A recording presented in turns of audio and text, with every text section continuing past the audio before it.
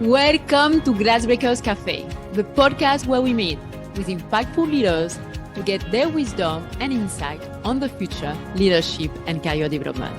Our goal is to inspire you and empower you to live an unlimited and smart future by breaking free from limiting beliefs, firefighting, and the invisible walls of our society. I'm your host, Cindy Montgenie, future work expert, diversity accelerator, executive coach, and international speaker.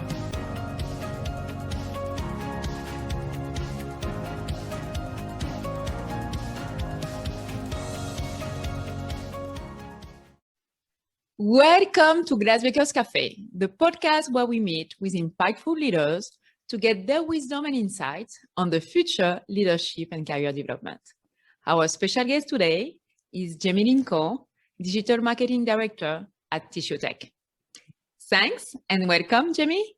And thanks for spending the time with us today. Hi, Cindy. Yeah, thank you. And thanks for having me. This is great. I'm so honored. You're welcome. TissueTech is a fast-growing startup in Miami with an interesting mission. Could you please share this mission and your role as a digital marketing director to help the company succeed? Yeah, for sure. But first, a disclaimer, everything that I say today is my own views and does not reflect the company's. So for TissueTech, I'm so honored to be working with TissueTech. It is a fast growing, but it seems like a startup, but it's not really. It's been with the company has been in existence for about more than 15 years now. So it's a lot. It's really it's still growing and expanding. As far as mission is concerned, verbatim, the mission is solving unmet clinical needs as the patient-focused pioneer of birth tissue regenerative medicine. We also wanted to be fostering trust as the evidence-based market leader in ocular surgical wound and pain management markets. So that's the markets that we are servicing right now. And we wanted to provide differentiated, customer recognizable, and sustainable health economic value for physicians. So yeah, I know that's a mouthful, but really it's like trying to serve unmet patient needs to our patients by helping our doctors with our adjunct therapies. So my role as director of digital marketing is to make sure that this mission and the way our products can help people is being communicated effectively and efficiently across all digital platforms. So it's really exciting because, you know, as we have gone through a pandemic year last year, a lot of communication, a lot of the way we do life went digital. And that's where me and my team had thrived for the past few years. So the way like I said, the way in my role right now, it's helping our patients, well, twofold, helping patients find our products so that they can tell their physicians. And the second one is helping our physicians or training them, giving them education on how to use our products as adjunct therapy for their patients. Sort of like helping them help their patients. Yes, and this is awesome because generally we have like this image of social media and all those influencers and more like the consumer market. Of course, we know like all brands at this moment are using social media, but you are in a field that is really specific, technical, medical, and social media is a powerful tool to reach your target. So this is like super interesting. But Jamie, you are not from the US. You are originally from the Philippines. So tell us about those defining moments, critical decisions, or encounters that led you to your current role. Right. Yes, I am originally from the Philippines, was born and raised. I guess my biggest defining moment was moving to the US. So I moved here when I was 21, actually 3 days after my college graduation. So my family and I packed up and moved to Miami. Miami wasn't completely unfamiliar to me because we have family here, so we would spend summers just visiting them and all that stuff. But after graduating, I wanted to see more, I wanted to know more. So the plan was to stay in Miami for a year and move to a bigger city like New York, maybe, or LA. But that wasn't the case. Miami has a way of like just keeping you in. And we're so spoiled here in Miami. So it was it's been about wow, like more than 15 years now that I've been here. I've been living here. Um Defining moments, I guess another defining moment. Well, I wouldn't say defining moments, but small decisions throughout the entire course of the year that got me to where I am now. So it started with my first job when I got to Miami. 3 months later, I got my first real job, quote unquote. It's like a corporate job. It's actually working for an agency on pharmaceutical branding. So right off the bat, I was exposed to the biotech and pharmaceutical world, which again is not familiar because my dad is a senior executive at a pharma company. So Okay. that was like I think like it was like following his footsteps, so to speak. Well, he likes to say that, but I mean it just happened. Like it really wasn't like an intentional decision. So after doing that, I quickly learned, like not learned, but I have this instinct that everything is gonna go digital. Even Mm. back then, it was in the early 2000s.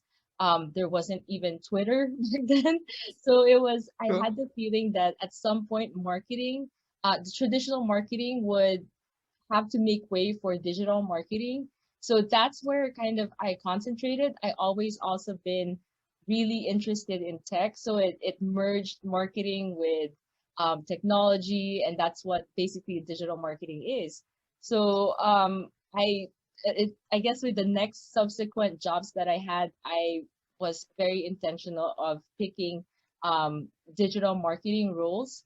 And I've been so blessed that I've had jobs that taught me a lot. So I really have gone through different areas of digital marketing. I had been an SEO specialist, I had been an email Mm. marketing manager, I had been a PPC specialist, e-commerce. Like I really went through the whole gamut of things. So everything that I talk about or I put into work in my current role, I had experienced it firsthand. I know how to execute it, not just at a conceptual level, but also at an execution level. So I guess like if I think about critical decisions, I think just that having that foresight that everything was going Mm. digital at some point.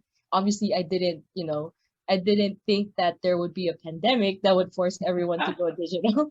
But it was just like that, knowing what I mean, I guess like the cliche begin with the end in mind. I was beginning with like where I want to be maybe in 10 to 15 years, and then just following that path, even though at that point or at that time it seems like small baby steps, it was still stepping stones to where I wanted to be. And I love it, Jamie, because this is really part of what I'm doing in the future of work, because like no one could predict a pandemic, but most of the trends that were accelerated by the pandemic were already in motion before the pandemic. And people, as you mentioned, who had the foresight, who got prepared, really were able to thrive even throughout the pandemic.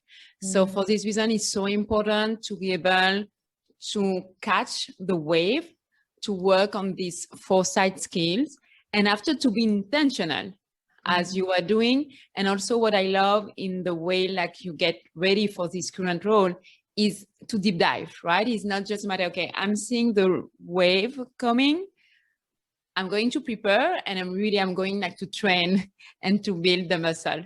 So I really love it. And this is really key elements to build your dream career, even in a world that we cannot always like predict, because everything is going super, super fast. And also in this world that is going super fast, is going more global, leadership is changing the same way like marketing has been changed by social media. Leadership is changing, and one of the new critical leadership skill is being able to be an effective, inclusive leader.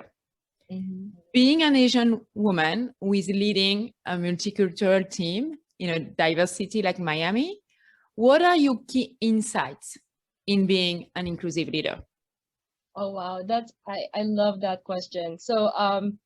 So yes, I am half Chinese, half Filipino, living in Miami. There's not a lot of Asians around here, at least where I live in our area. So every time I see one, I get excited. Um, but yeah, but like leading a multicultural team, I would say that, throughout my climb, I guess, in the corporate ladder or my career, um, there were times that I did get my fair share of microaggressions, not in my current role, but like in like throughout the whole my whole career. Um, I think it's more of two things really. One, it's thinking seeing the best, I guess, of in others. Like if someone, so let me share a quick story. So, it's in one of my first jobs. Someone what come came to me like introduce yourself, blah blah, and then we're like, so do you speak Asian? And I'm like, what? Like I'm confused. I'm legitimately confused. I was like, there are so many types of Asians. Like I, but like I could have blown up and say, what are you talking about and all that stuff. And I was like, can you um, I kind of like have the sense and I ask them like, if are you referring to like Filipino? Yes, I can speak Filipino. Are you referring to Chinese? Like I can't enough to shop in Hong Kong, but like, stuff like that. And they're like, oh, they're two different things. And it's just because like they lack exposure. It's not coming from a place of malice. Don't get me wrong, there are some people who are Yes.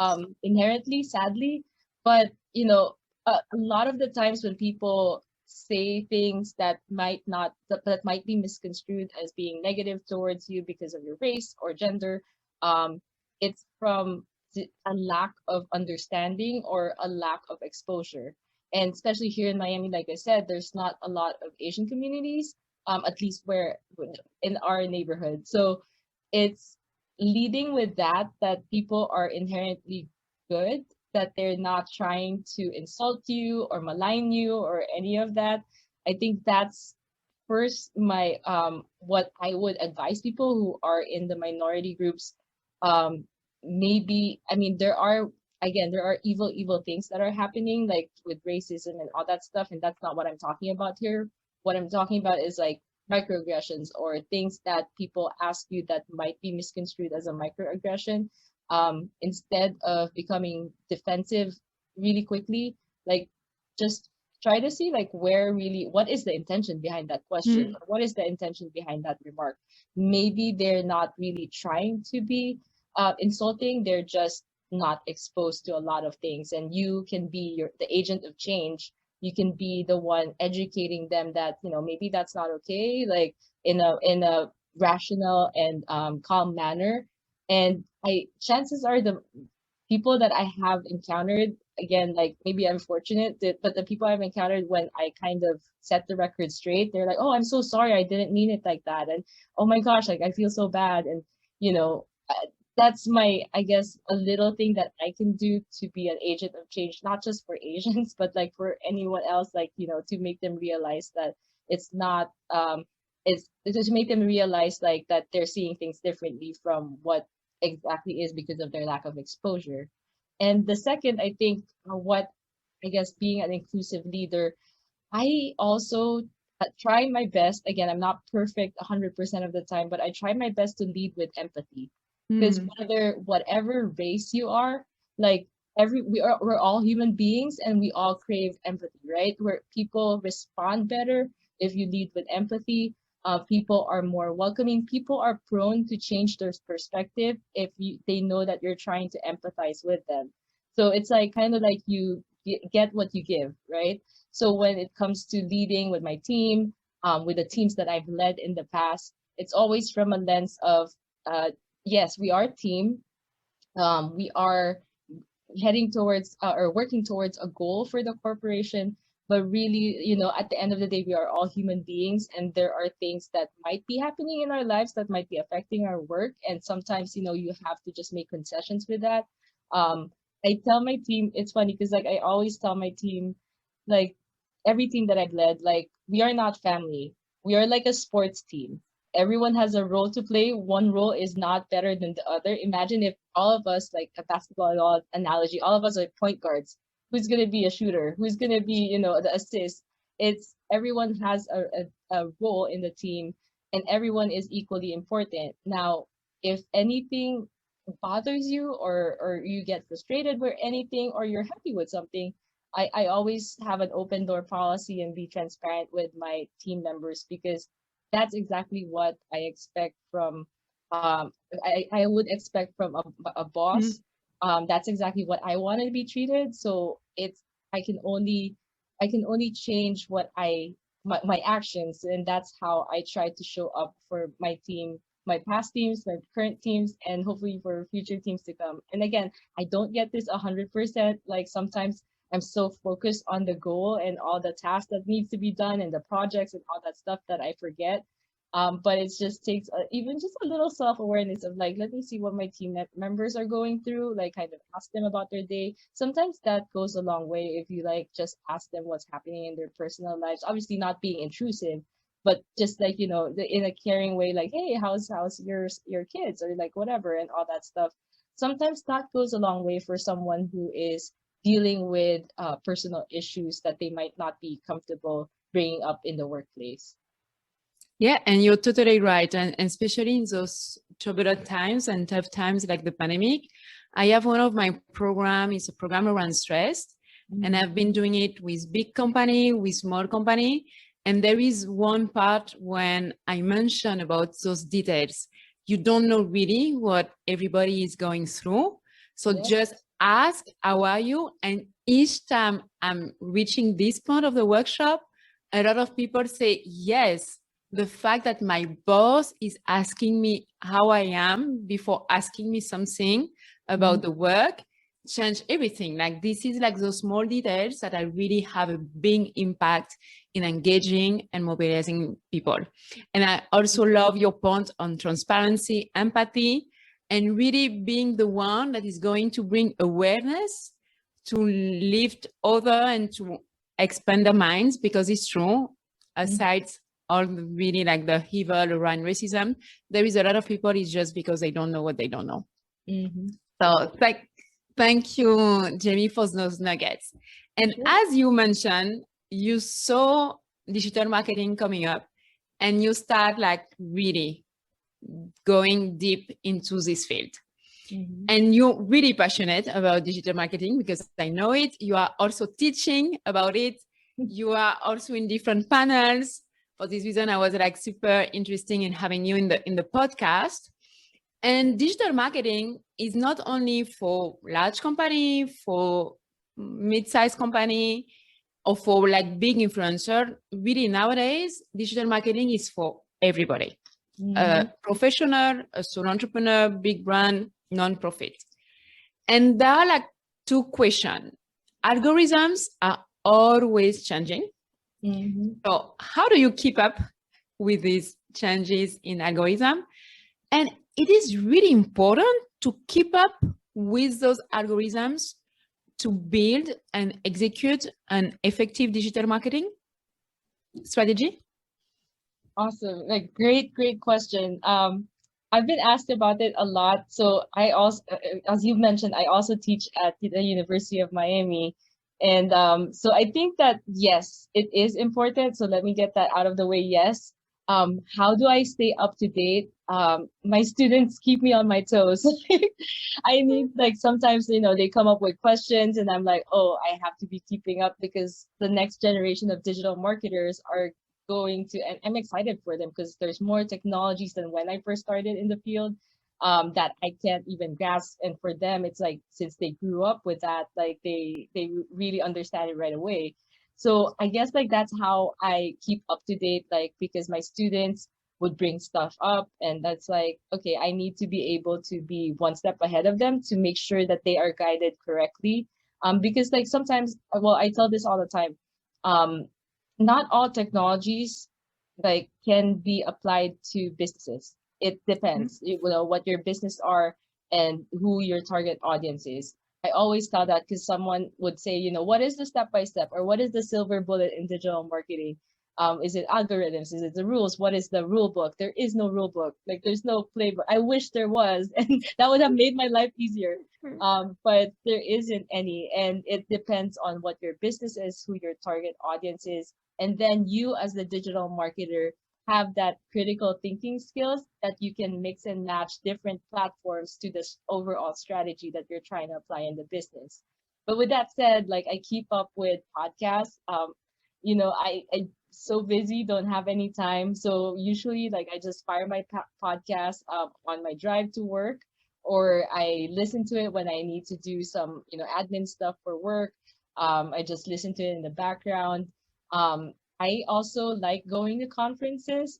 It's so good that I can do it virtually now because I know that every time I go away out of town for a vacation, when I come back, my cat yells at me. It's like, why did you leave me? But yeah, conferences are a good way.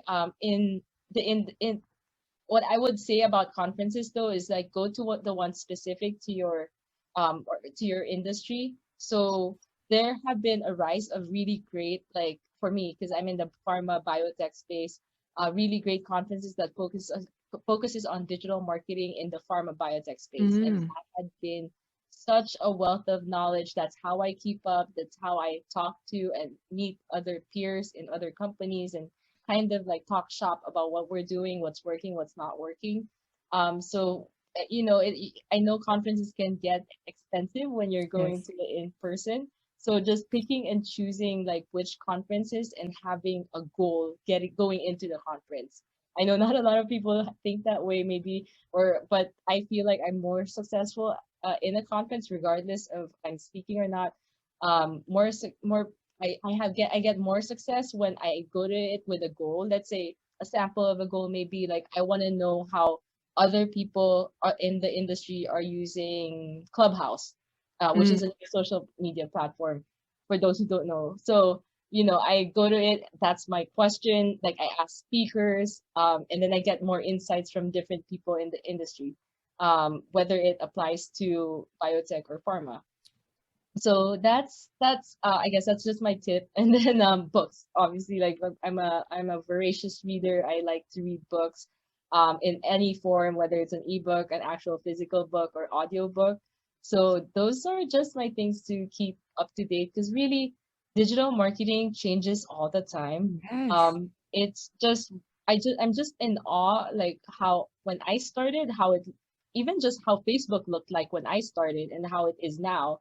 It's just completely different beast altogether.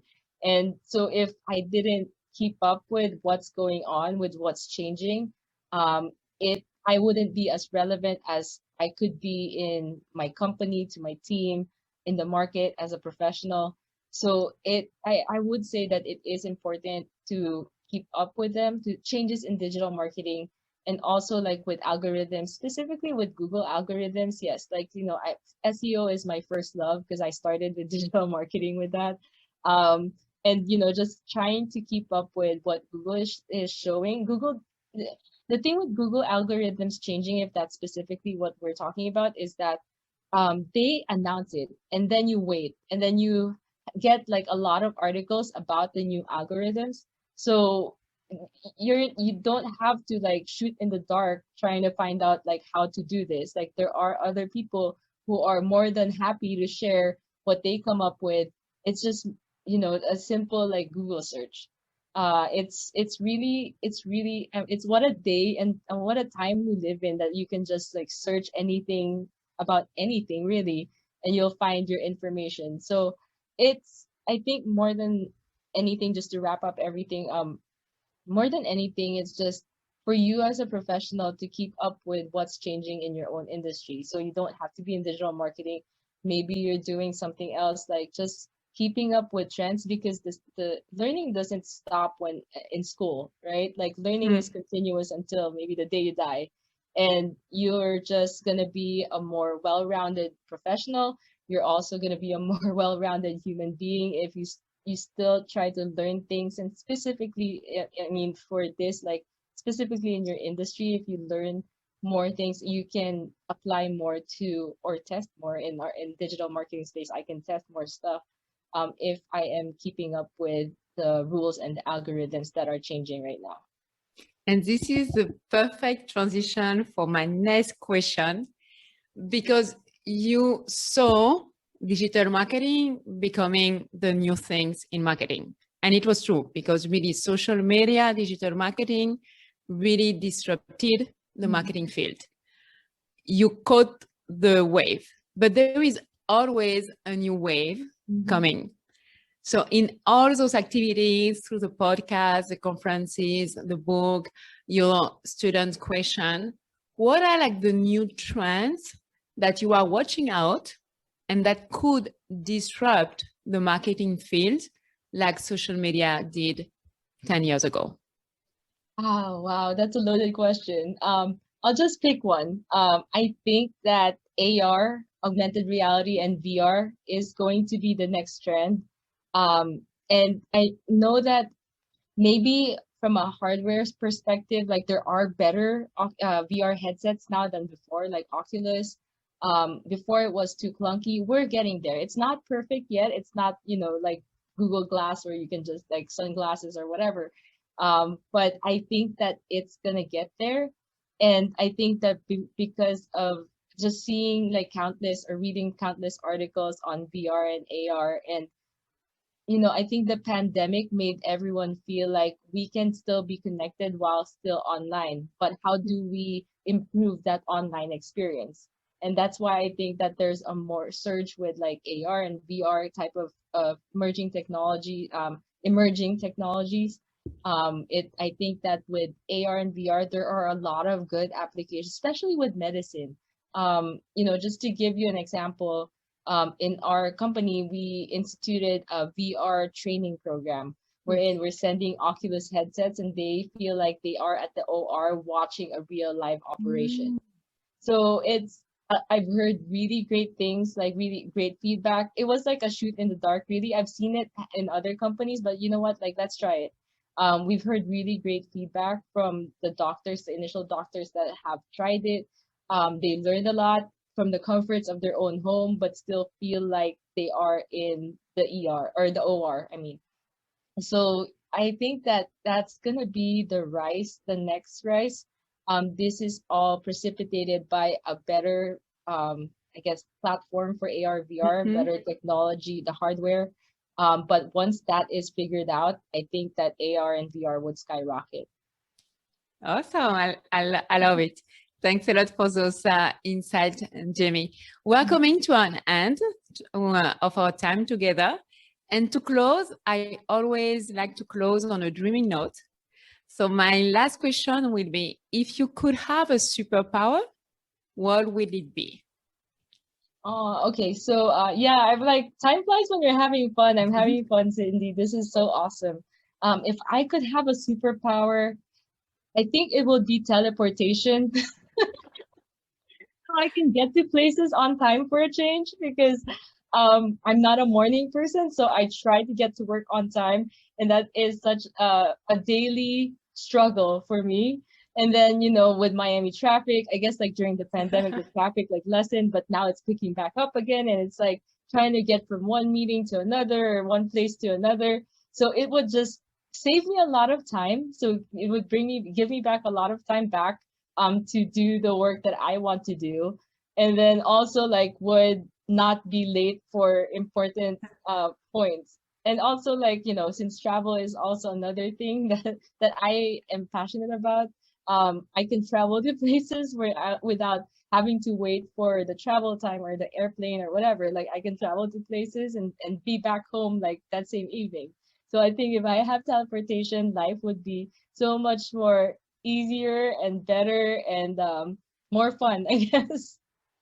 I am with you, especially for the travel and to avoid all those waiting times at the airport.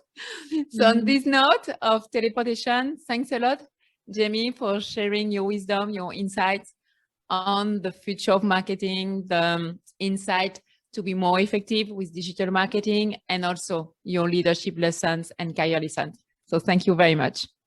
Awesome. Thank you for having me, Cindy. You're welcome. And to our audience, thank you very much. I hope you enjoyed this episode of Glassbreakers Café, and I'm waiting for you for another encounter next week. So stay tuned. If you enjoyed today's episode of Glassbreakers Café, please subscribe and share with your friends on social media. Also, be sure to follow me, your host, Cindy Montgenie, on LinkedIn, Twitter, YouTube, Facebook, and Instagram. If there is any special guest or special topic you would like us to address, please drop me a note at cindy@newskiesnation.com. Thanks a lot for joining us today. And remember, no one can predict the future, but we still need to prepare for it. See you next week.